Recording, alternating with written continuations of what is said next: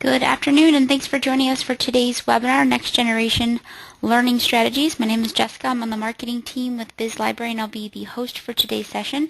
Before we get started, I want to go through just a couple of housekeeping items. First, what you should see on your screen. On the left-hand side of the screen, this is the webinar viewers. This is where you'll see the content that we're sharing with you today. On the right-hand side of the screen, this is the control panel. So this is where you can join the audio portion of today's webinar. You can also communicate with us through the question box. The default mode for the control panel is for it to collapse. If you want to open the control panel back up, simply click the orange box with the white arrow in it and it'll expand for you. All of today's attendees are in listen-only mode. You can join the audio portion of today's webinar either through the teleconference line. You can also listen through your speakers. If you're going to listen through your speakers, I recommend either using a pair of headphones or a headset to get the best audio quality. I like to keep things pretty informal, so if you have any questions or discussion points, feel free to send those over through the question box that's located within the control panel. I like to weave the questions in as it relates to the content that we're discussing in the webinar, and then I'll also leave some time at the end for Q&A. I am recording today's session, so I'll make a link to the webinar recording as well as the slides and follow-up information available on our blog after today's session. So that's bizlibrary.com/bizblog.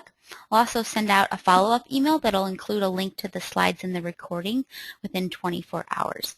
If you'd like to download the slides for today's webinar, I put a link to those in the chat panel on the right-hand side of your screen. You should have also received a link to the slides in the reminder email that you received this morning.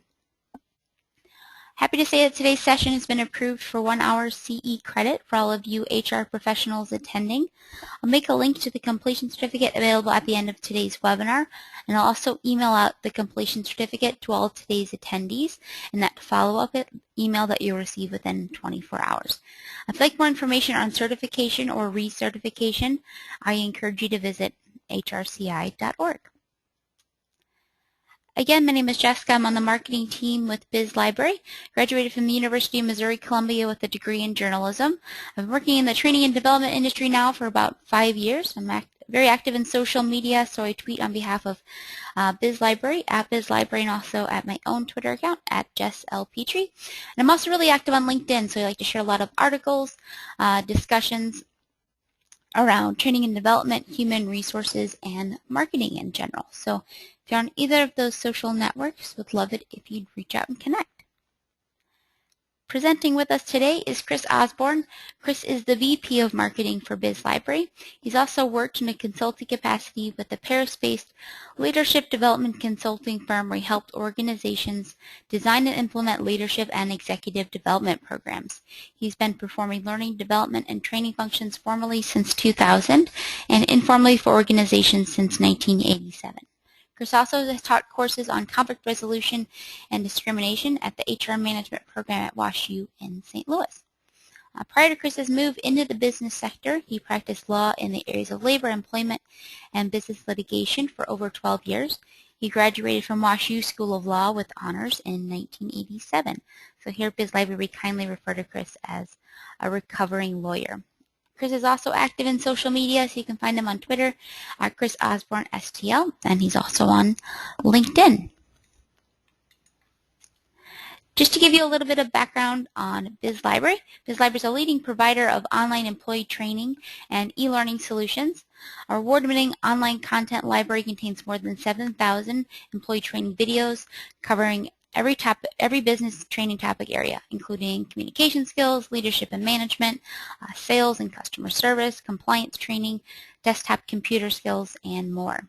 BizLibrary's LMS, or a learning management system, and social learning technology platform help HR and training leaders improve and manage employee learning. All right, so I actually have one quick poll question before we get into the ones that tee up the content for today. It's kind of a housekeeping one, but just let us know if you are attending through the GoToWebinar mobile app or if you're attending through a mobile device. We've had some issues with attendance being recorded with the mobile app, so I want to make sure that we get that all straightened with everyone. So I'll just leave this open for just like 30 seconds, and then I'll close it out. Hey Jessica, how you doing today? Hey, Chris, I'm great. How are you? I'm good. I'm good. Good. All Yeah, right. looks like we Oh, have a few people attending on mobile. That's good. yeah, so I'll close it out in just a couple of seconds. Again, just kind of for our record keeping. Yeah, so if you're attending for CE credit especially, this is helpful so we can make sure that we can get proof of your attendance at the webinar recorded for you. Cool. All right, I'll go ahead and close it out. All right, so the first poll question that we have, besides the mobile one, is how do most of your employees access training? Is it A, formal online or instructor-led, B, informal on their own or with the help of Google, C, social from each other, D, experiential, or E, something else? So how do most of your employees access training? Yeah, it's again just most of your employees. I'll be curious to see what we get here. I'll see if we're dialed into some of the data that we have to share, or some of the thinking that we have to share here.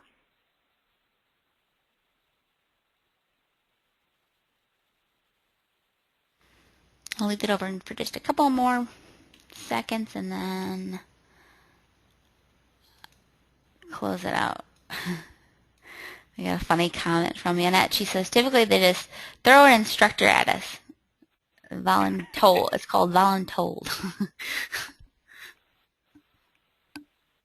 All right, cool. I'll go ahead and close it out. Yeah, I'll go ahead and close it out and share the results. So we've got 76% said formal online or instructor-led. 10% said informal. Sorry, that's making me laugh. Okay, 10% informal on their own or with the help of Google. 6% social, 4% experiential, and 3% something else. Why that tickled you so much? I don't know why either when it did.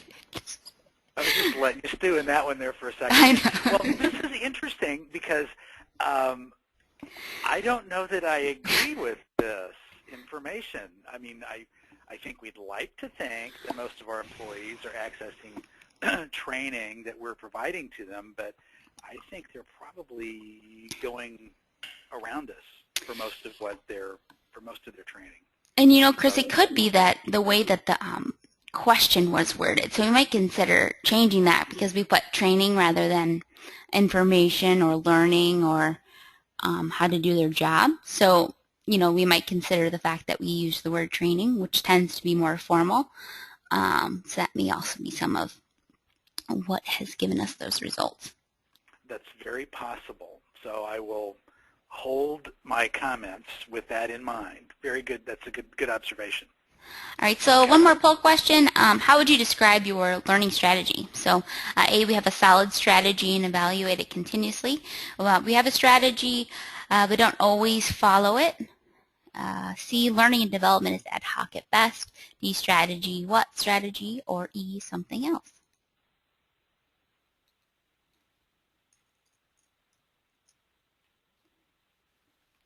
Yeah, this is an interesting one too. I like this question for a whole range of reasons, and I think probably we've got a few people here that are being pretty honest with us.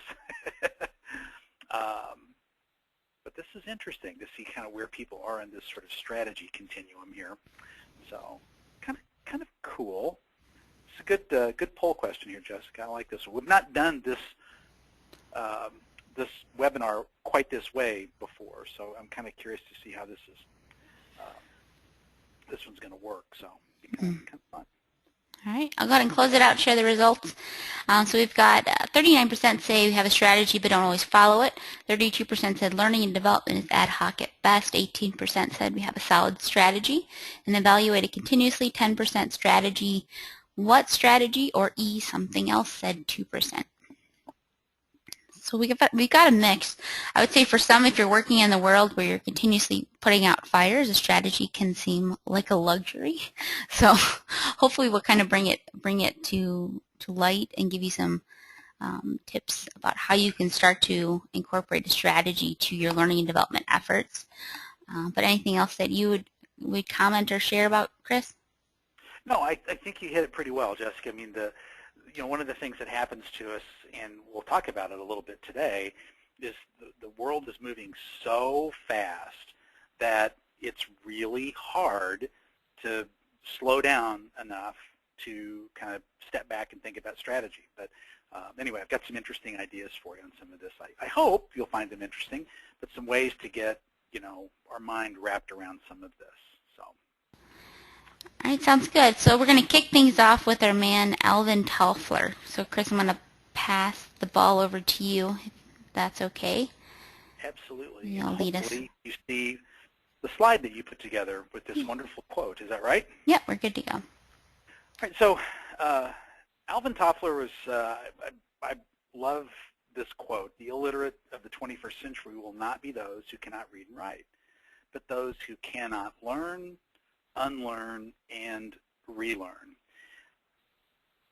This is, occasionally you run across a quote that really sticks or strikes you as profound for some particular reason, and this is one of those quotes for a whole range of reasons for me. But I'm very passionate about learning and exploring new things and new things to learn, and that's, I think, part of what struck me about this.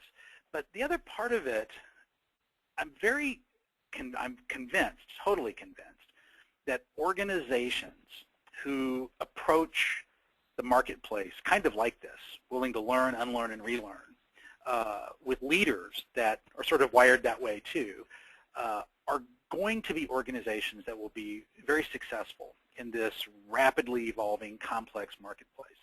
So this quote really resonated with me in a whole lot of ways, and to describe people who won't learn new things, who get stuck in in sort of dogmatic ways of looking at things and refuse to move beyond tried and true methods and methodologies. To describe those people as sort of the illiterate of the 21st century is pretty harsh in some ways, but I think pretty accurate. But if you think about people that really can kind of make your head spin in meetings, or when you think about people in your organization that you really, it's like, oh man, come on, get on board with this change, get on board with this training, get on board with this initiative. And more often than not, you'll find those people that make you really struggle are people that are the most change resistant. And that kind of attitude is just not going to help us move forward. So we want to start with talking about a whole new approach to learning strategies. And in this marketplace, we have to take a new approach to it, or we're going to find ourselves training to a world that just isn't going to exist anymore. I mean, you sort of think about goal setting, and it's sort of the idea of, okay, here's your target, and then what happens when somebody changes the target? We think of that as sometimes unfair. You've heard that old phrase, well, they keep moving the goalposts. Well, guess what?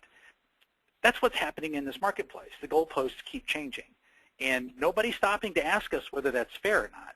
It's just the reality. The goalposts are, in fact, moving, and we're going to have to get used to a world in which that's the norm, where the goalposts continue to move. It's just the reality. So we have to take an approach to learning that prepares our organizations and, importantly, our leaders and employees to function effectively in a world that can be characterized like that. So we have 7 key elements in a strategy that we think will create a next-generation learning strategy to help you do exactly that. And we want to talk to you about what next-generation employee learning, what it really looks like. And we think it's different than learning that, the traditional learning. This is a wonderful quote. Michael Rochelle, who's the Chief Strategy Officer at Brandon Hall Group, said this at our client conference last year. He said, in a world of learning and development where complexity is the enemy, organizations need a simple and nimble approach to delivering high-quality learning anywhere, anytime. What a wonderful way to think about this. Complexity is the enemy. So let's keep that in mind as sort of an overarching theme as we move through today's session. So I found this wonderful article in Chief Learning Officer titled, developing a corporate learning strategy, and it appeared in CLO magazine in September of 2003. And it was an article written by Pat Alvarado, and it's actually a really good article, and I encourage all of you to go back and read it. You know, it's now 12 years old, but it was touted as sort of an explanation of best practices in, you know, the cutting-edge thought leadership on what made a great learning strategy in 2003. So it is really worth taking a look at. And the article cited 7 elements, and they were processes, analysis, design, develop, then validation and delivery, measurement, and then learning management. And if you think about those 7 elements, boy, they go right in line, don't they? I mean, it's very linear. It's very logical. We have processes we have to understand. We analyze. We design the content. We develop the content. We validate and deliver the content. We measure the results. And then, of course, we have to manage the learning, right? So pretty logical to me. It makes a lot of sense.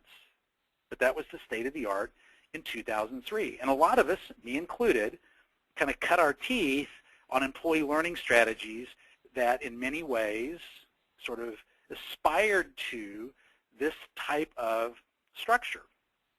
Well, sort of coincidental to that kind of best practices world for employee learning and development, we saw the emergence of this 70-20-10 concept, which basically says that 70% of what we need to know to perform our job effectively, we learn informally, you know, kind of on our own, on the job training or through self-study. 20% we learn socially from observing others or from others. And 10% we learn in formal training, the 70-20-10 framework. And there's a lot of thought leadership around this. It's interesting. But 76% of managers, according to a 2011 survey, 76% of managers felt their L&D function was ineffective or very ineffective in helping them achieve business targets. So where did your greatest learning occur? Was it on your own?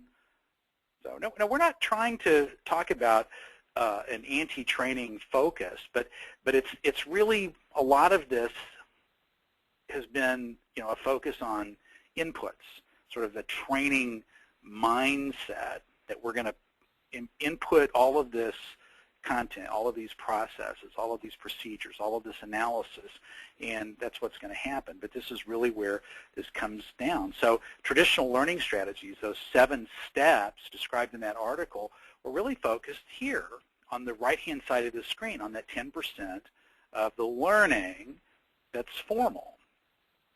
So it kind of begs a question, doesn't it? As a learning professional, I look at this, and my question for myself, and if you want to ask yourself the same question, please feel free to do so, but the question for myself is, am I satisfied being relevant to the learning and development of my colleagues 10% of the time? Am I happy being irrelevant to 90% of their learning? And the question struck me as I started to look through this, but what really struck me was my response, and it was no, and an emphatic no. I want to be relevant on some level all the time. And so I kind of look back at that sort of best practices 2003 framework, and there's nothing in there that helps me understand how to be involved and help facilitate learning in this 90% world where most of the knowledge gain is occurring according to the 70-20-10 framework. And we can debate whether that's legitimate or not, but I think the idea is totally valid that traditional learning strategies focus on one aspect of employee development. So if we're going to be relevant all the time, we need a new approach to it. So the learning strategies of 2013 missed 3 really important concepts that I think we really have to make sure that we incorporate in a next generation learning strategy. The first is the idea of pull learning versus push learning. So in that 2003 model, all the content was developed by the learning professional. Design and deliver, evaluate is pushed. We brought employees into training sessions or classrooms or sat them in front of a computer screen, and we've pushed content at them. We made an appointment, we're going to have a training session, we're going to have a training day, we're going to have a training workshop, and we prepared content and we pushed it to them, okay? But that's not how people in today's marketplace behave when they want to absorb content. They go pull content to themselves that they're interested in, that answers a question they're asking in the moment. And they get it on whatever device or whatever means they have at their disposal. They may pick up the phone and call Jessica. They may look online. They may look at their phone or their tablet. But they pull the content that they want when they want it in the moment of need. They're pulling content to themselves. The other thing that was missing is it wasn't really goal or performance based. There wasn't anything in that that really helped us understand what the strategic overall linkage was between the training outcomes, the performance improvement, and organizational goals. Go back to what I talked about before, this training mindset. It was about inputs. It wasn't about outcomes. And there wasn't really a future orientation to it. It was really about what's happening in the organization today and how can we help employees now. It wasn't really about preparing the organization for the future. That wasn't a big piece of it. So most learning was focused at delivering known skills to solve known problems. Again, not bad, not good. I was involved in this. I spent years doing exactly that, with varying degrees of success, but this is what we've been paid to do for a long time. Again, nothing wrong with that, and in fact, we still have to do a lot of this. But this was primarily the strategic focus for a lot of learning strategies. So they looked a lot like this. If you think about sort of urban planning, you know, you've got every place has its thing, everything has its place. So when we put together strategies, they frequently looked a lot like this. We would, you know, put a push pin down here for classroom and ILT training.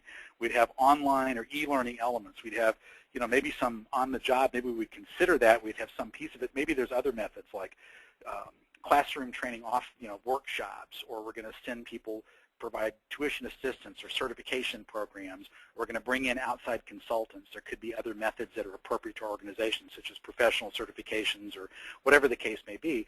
But the learning strategies were typically look kind of like this. It's, you know, we have this grid and we put the inputs on it and we plug in the needs based upon inputs. That's what learning strategies were typically about. But the world's changed.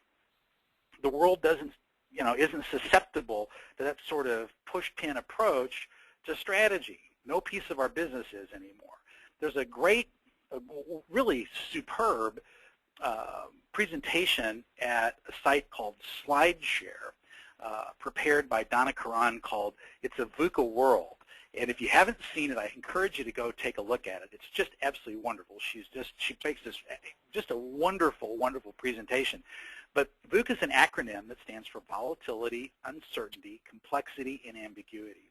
And we're starting to see more and more thought leadership around in the HR, learning and development, and human capital space using this acronym to describe the world that we're functioning in. And I think it's an incredibly apt description that helps us explain and describe some of the influences that are impacting what's happening with employee learning and development, one. And two, they help explain why a future orientation to our learning and development is so critical. You know, if we're training people to solve known problems today, does that really help us, you know, prepare for this volatile, uncertain, complex, ambiguous world that's going to lead us into a really different kind of tomorrow? So it's just a different way to get at this. Robert Kelly published some fascinating research with Carnegie Mellon.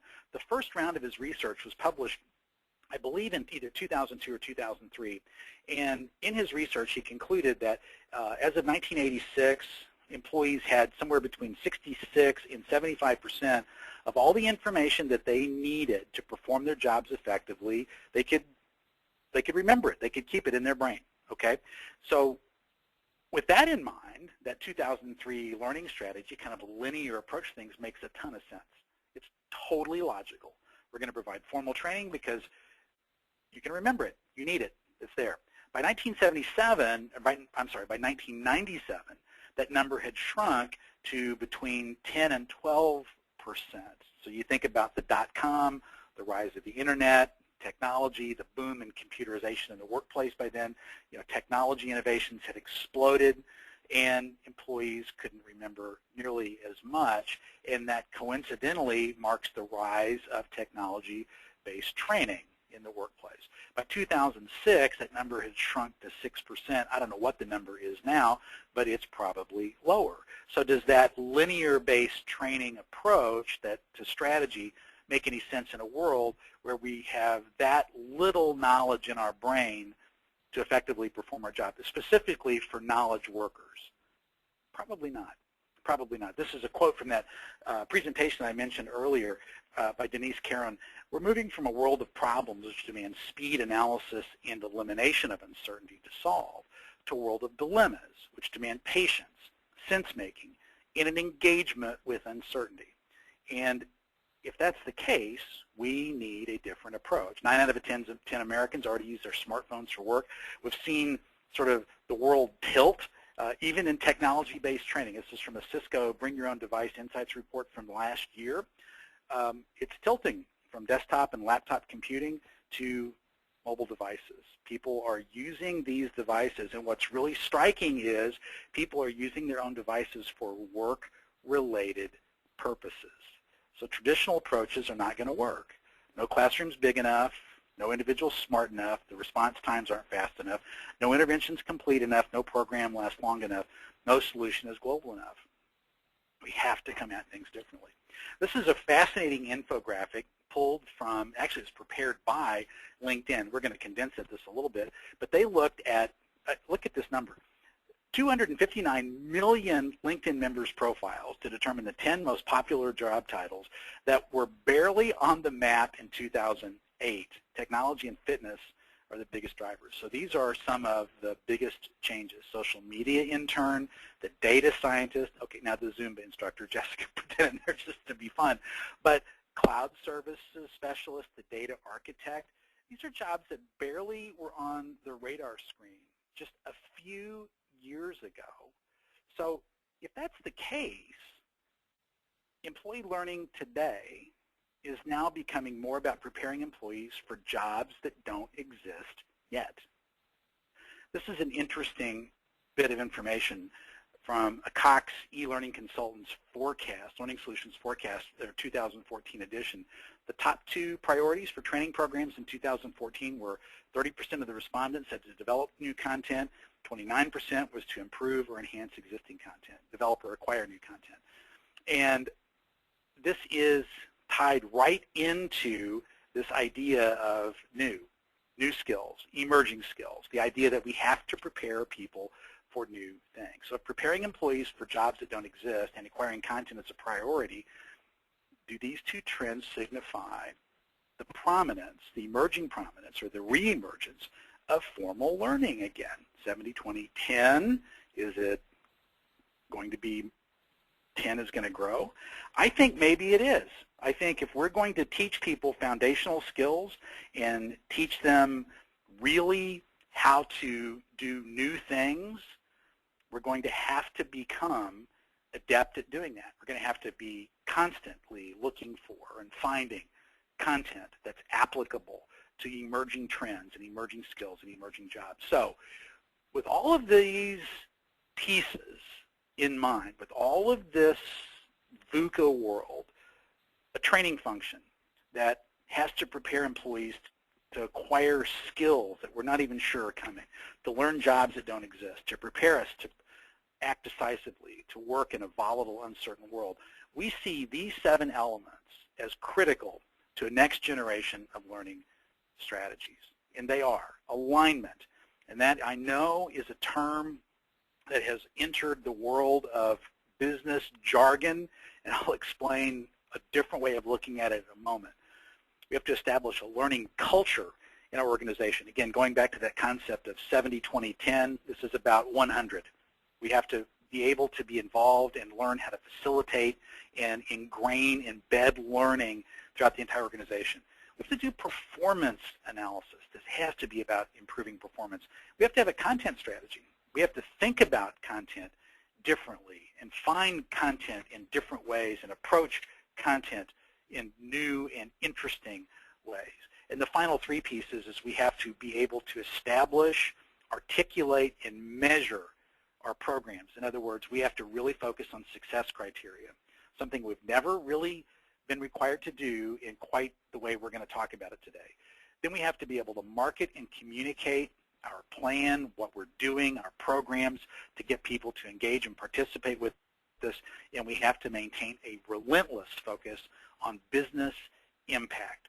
You know and I know that effective employee training impacts the bottom line in a positive way. There's no question about it. I'm passionate about it.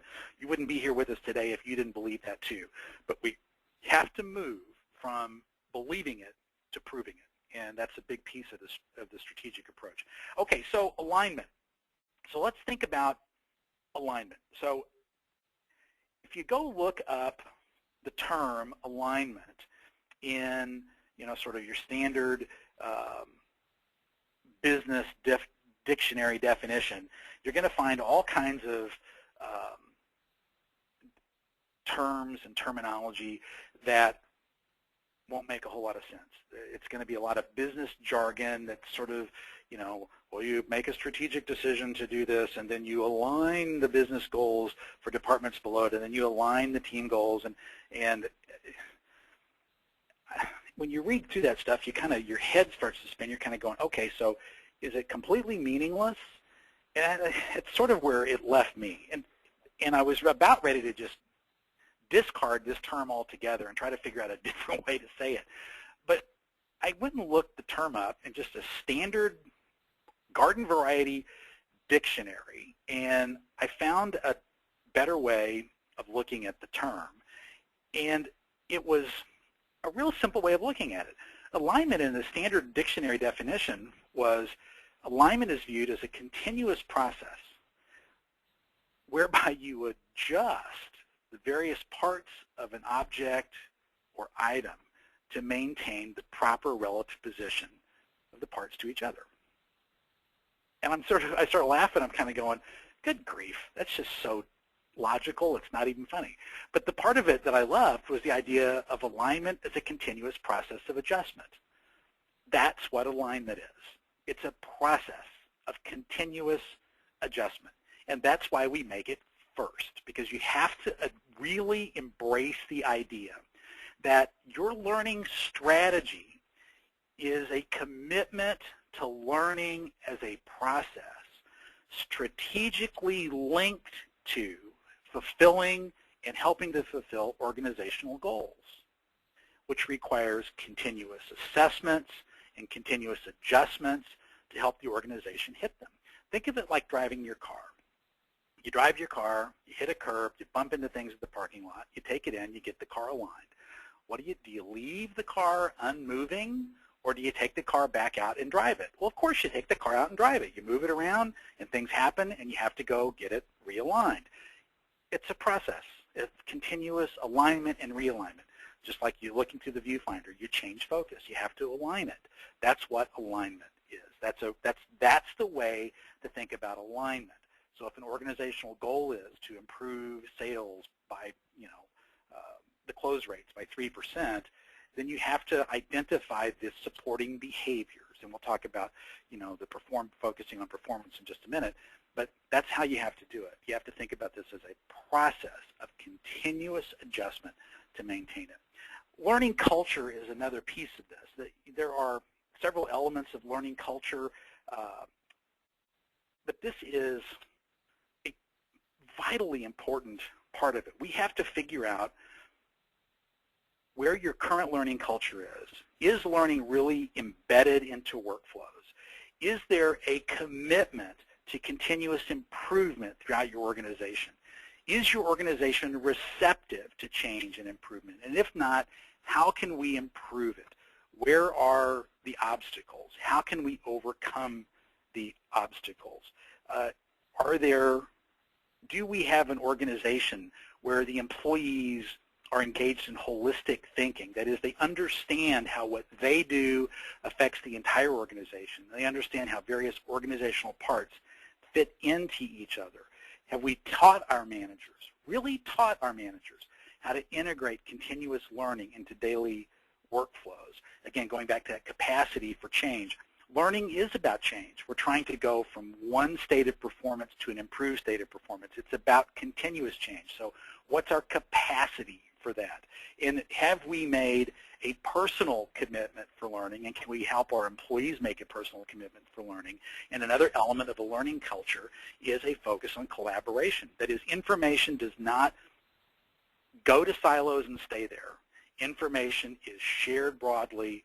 We collaborate across teams. We need to find those people who do that, and those become very, very, very important and very valuable employees. But those are that's really what a learning culture should look like, and we have to figure out ways to overcome obstacles, identify them, and get rid of those obstacles. We focus relentlessly on performance. This is not a needs analysis. We have to get the old-fashioned needs analysis sort of put on the shelf and focus instead on performance analysis. Go back to the note I mentioned just a little bit ago when I was talking about alignment. Let's just say we wanted to improve our sales by improving the close rate by, say, 3%. We're going to examine carefully the supporting behaviors that would help us do that.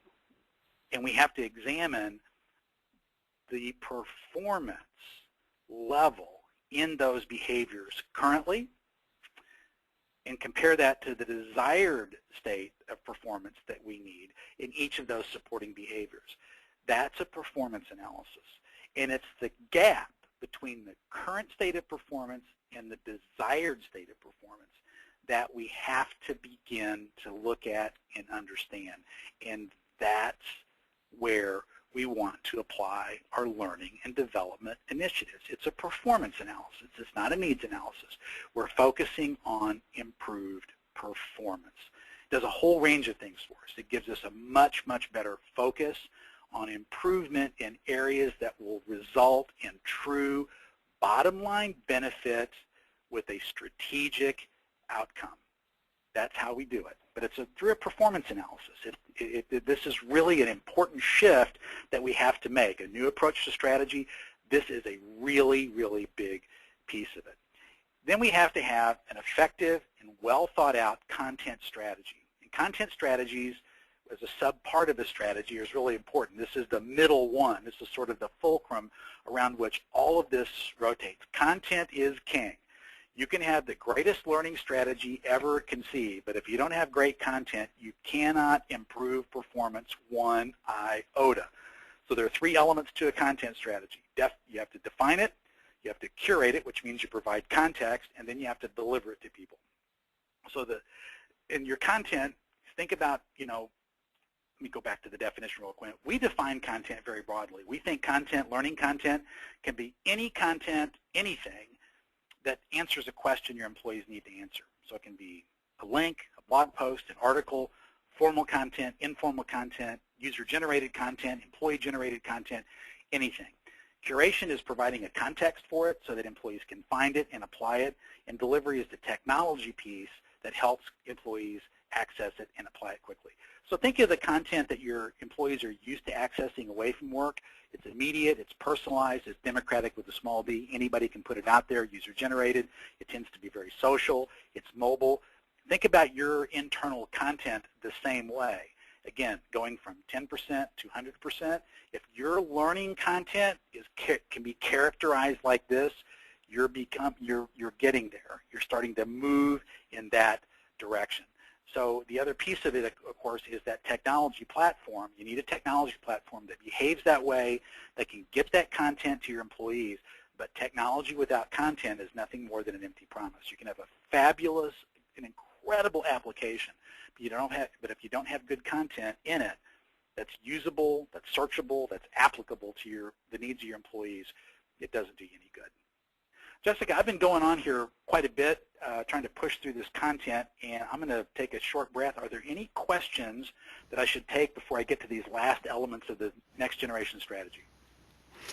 We did get a question in from Yonette. So she asked, any suggestions for when there's a disconnect between the corporate learning strategy and local learning strategy? So is there anything that we can look at in these elements that would help us to kind of resolve the disconnect? I think that's where the alignment piece comes in. You just got to sort out exactly what it is the corporate strategy, what is it the corporate strategy is attempting, what's the objective, what's the goal of the corporate strategy? And through a process of adjustment, is it possible to achieve alignment with the local strategy? And you have to, I think, keep your eye really laser focused on that performance gap, and then we're going to get to the last element of a strategy, which is the business benefit, and hopefully the business benefits will line up, but that's really what you have to make sure are connected. And if you've got a connection there, then it's probably more a disconnect on form rather than substance, and so we'll get to that. So Yonette, good question.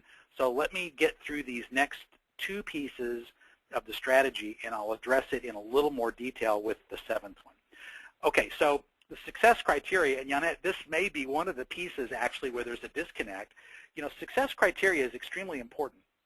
We don't spend enough time in sort of traditional learning strategies really carefully thinking about this. And going back to Michael Rochelle's statement, complexity is the enemy, we sometimes make complexity our enemy when we're trying to identify or lay out sort of how we're going to measure the success of learning programs. Ask yourself two questions. If this program works, what will success look like? And then ask yourself the second question, how will I know it? Once you've been able to answer those two questions, you have defined your success criteria in a fairly straightforward way. Now, I don't want to imply that getting to the answers to those two questions is easy. Simplicity is not easy. Complexity is actually fairly easy. You can leave things kind of messy. Simplicity, which is sometimes elegant and wonderful, is sometimes extremely difficult to get to. But that's what you want to do. You want to have simple to explain success criteria, and you want to have a simple and easy to understand way to measure it. But that's how you get there. What will success look like, and how will I know it? And when you've identified that success criteria, Yonette, going back to your question, is the local success criteria, does it line up with the corporate success criteria? Are they supporting each other? Are they the same? If they're different, that would be one place where you've got misalignment, a disconnect, so to speak, that you'd need to think through carefully. How can we make the success criteria be more closely in line? But that's an important piece of it. So frequently what we think about is sort of here are the business needs. So this would be, the criteria. We want improved quality, but then the quantifying questions that you have to ask, how will I know it? Improved how? Improved quality is a great thing. That's what we want to shoot for. That's a strategic goal. But how are we going to improve it? How are we going to know it? What are the measures? What are the key metrics? Going back to what I said before, complexity is the enemy, so simplicity is our friend. But it's sometimes hard to get there. We've got to really think and really get it. Improve morale, great reduction in turnover, more satisfied customers. I mean, those are all great things, but start to ask yourself these quantifying questions. These are just some discussion ones to get you going, but these are really important that you dig into these and do the hard work to make sure that you can answer those questions. Okay, so the 6 of the 7 elements, marketing and communication. I went to a conference several years ago hosted by Skillsoft. We're a Skillsoft partner. And the director of technical training for IT&T stepped in, and she started her session. She's a wonderful lady. She does technical training. She says, I'm not in training. I'm in marketing. And the whole room just kind of looked at her like, what? And she proceeded to talk about, how they identify training, that the performance gaps. And she's really, really neat lady. But she said, that's only like 10% of our work. Most of our work is done getting people to participate and then keeping their participation, keeping their interest, and making sure they understand on an ongoing basis how important it is that they do it. It was a marketing challenge for her. Training became marketing. So she's a marketing professional is how she looked at it. It's kind of funny. But it turns out to be a very prescient observation in my view, and that's why this is the 6th of our 7 next generation strategies. Marketing communication is critical. You think about big data. You think about all the things that are coming at our employees all the time, and we have to help them sort of reduce the static so that they understand clearly where they can go for help, where they can go for information, okay? Who's their resource? Who is their go-to department or go-to people when they have a question? And that's where the marketing communication piece comes in. Here's your resource. Here's your tool. Here's your information. Here's your learning. We have to be dedicated to ongoing, continuous communication. Marketing is explaining a value proposition to your target market in order to prompt action. It's virtually the same thing as training. We're providing content in order to prompt a change in behavior. Same basic challenges. So approach it the same way. Approach your marketing as a little bit of training to your employees about the value and importance of their training. That's what you're doing. You're training them to participate in the training. You're teaching them how to access their resources and access their content. But you have to be creative and meet them in their space and find ways to communicate so that they're going to get it. And then, Janette, last but not least, this may be the key in terms of the disconnect, measuring the business impact. You know, if you've done all of the previous 6 elements, you've identified effectively those performance gaps. You've got your technology tools in place. The content you've got is lined up to meet those performance gaps. You've made a commitment to alignment as a process of continuing improvement. You're really pretty close here, okay? Again, and then you've identified your success criteria. You know what success looks like, and you know how to measure it. This is where measuring the actual final piece of it is you have to be committed to doing this on an ongoing basis. You're going to pull these business metrics and speak in business impact terms to the chief financial officers, to the CEO of your organization, to the C-suite of your organization. Speak to them about, we provided training on better customer service communications to our customer service employees, and we've seen a 2% increase in customer satisfaction scores, a 2% uptick in customer retention, resulting in $300,000 in savings in the organization. Ultimately, that's the way you have to be able to communicate to people. You have to link what you've been doing to improve the performance of your employees to business benefits, business impact. That's the key. It just will fall on deaf ears until you're really determined to do that. So what does next generation look like? You implement these strategies, what does it look like? What does it do? Okay, and who does it? All right, so first, what does it look like? It's going to look different. It's going to be collaborative. It's going to be network-based and driven. And I don't mean just technology. I mean it's going to be human networked and driven, interconnected. We're going to be content creators and curators. It's going to be flat, okay? So what does it do? It's going to provide resources and tools that our employees need to actually see measurable improvements in their performance. It's going to be relevant to their day-to-day work and day-to-day work lives. It's going to be something that becomes ingrained into their work culture. And this has really got to be the key to it. It has to be linked to improving their performance. It has to become something that they just find as a natural extension of what they do every day. We have to have a relentless focus on improved performance. And this last one is so important. We have to prepare employees and leaders and companies to learn how to do jobs that don't exist today. So part of what we're going to have to do is we're going to have to be able to teach people to learn, something we don't frequently do. A lot of training has been teaching people to solve known problems, and sometimes we're going to have to step beyond that and have a future orientation and be able to find those employees who have the ability to acquire new skills and find ways to amplify that and show employees the value of continuous learning and look for employees who are, really show an aptitude for that kind of thing. It's going to be really, really important. So who does it?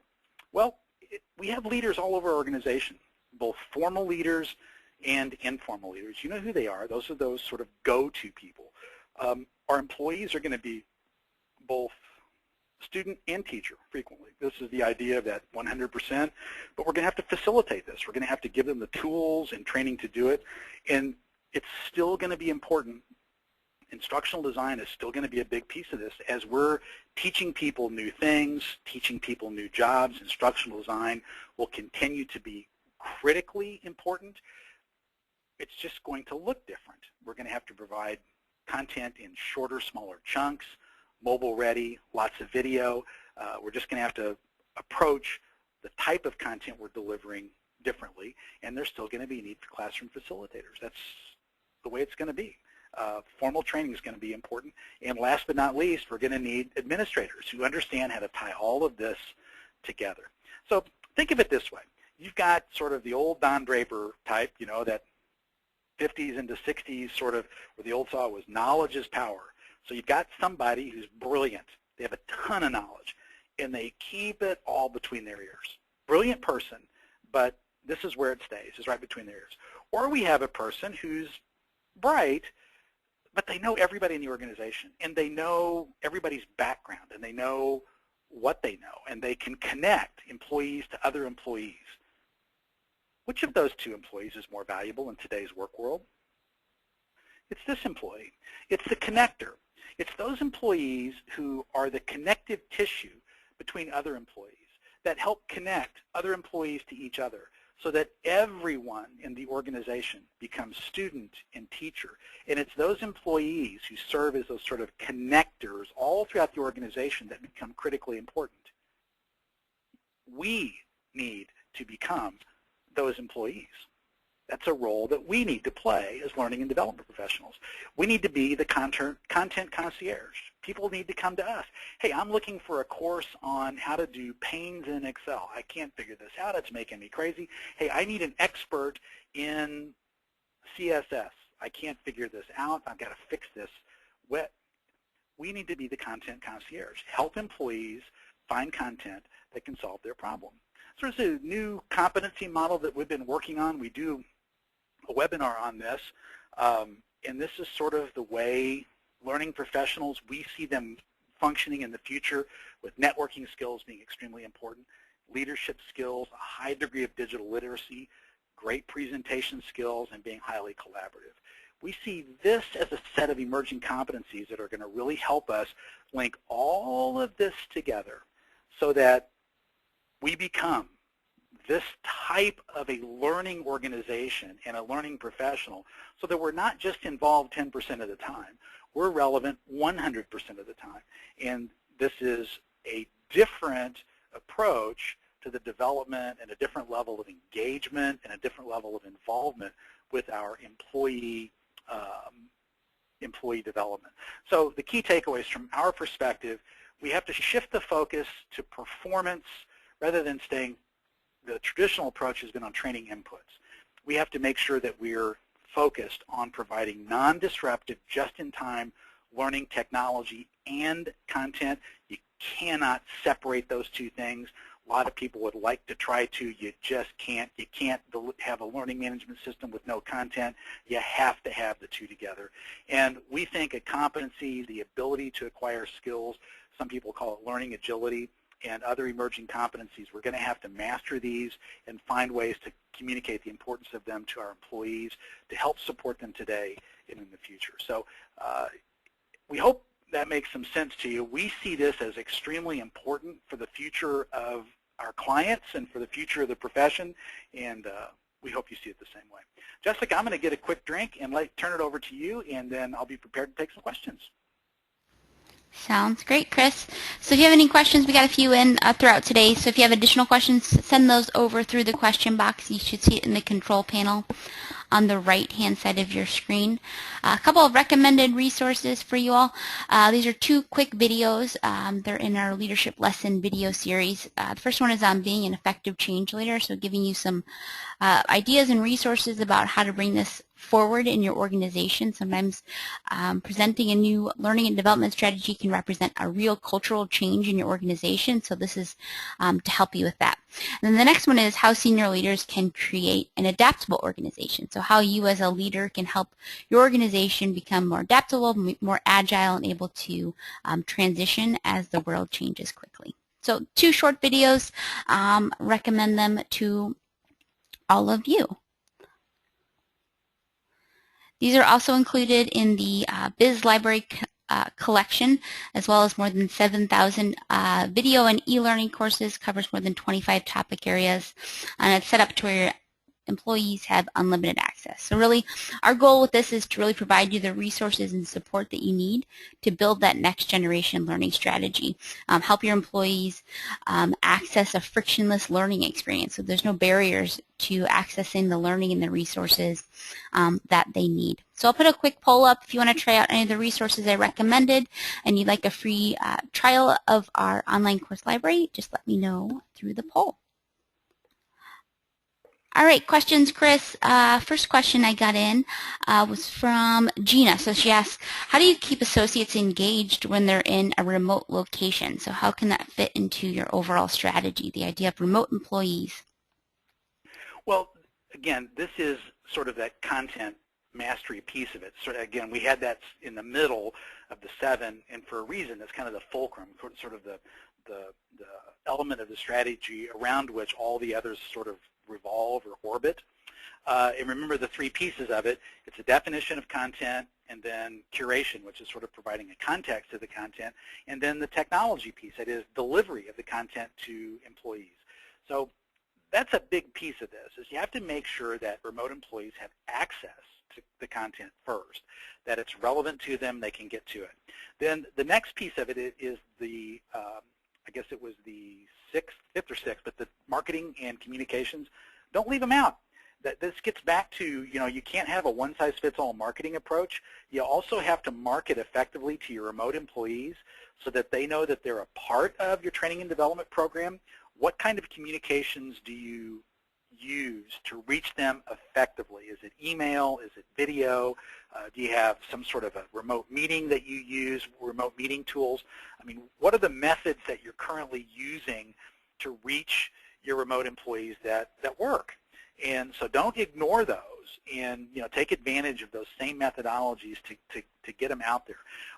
One of the things that we experience here at Biz Library is our remote employees, and I'll use Jessica as an example, tend to be some of our most engaged employees because we do make an effort, to really stay connected to them. But you do have to do it. You have to you just have to get to them, talk to them, and use the technology tools at your disposal to do it. Jessica, I saw a really interesting question in there from Jim as well, that one about functional managers. Yeah, great question. Let me grab it. So Jim asks or added, functional managers are often still locked into training classes as a quick and easy solution rather than a more strategic process for learning. So any recommendations with that challenge or situation? Yeah, it was actually more of a comment, I guess, than a question. But Jim, it's a really good comment, and you're right. This is sort of, we do a webinar about the 5 barriers to effective training, and this is actually, I referred to as sort of, this is the conspiracy of convenience, I think is what it's referred to, if I remember the barrier correctly. But it's sort of it's a traditional sort of training challenge where a functional manager comes to you and says, I need to provide communications training to my team. So the training department puts together communications training. All the team goes to communications training classes, and everybody pats themselves in the back, and they feel good, and they're done. And that's called the conspiracy of convenience, because it was so convenient to do it that way. And it doesn't work.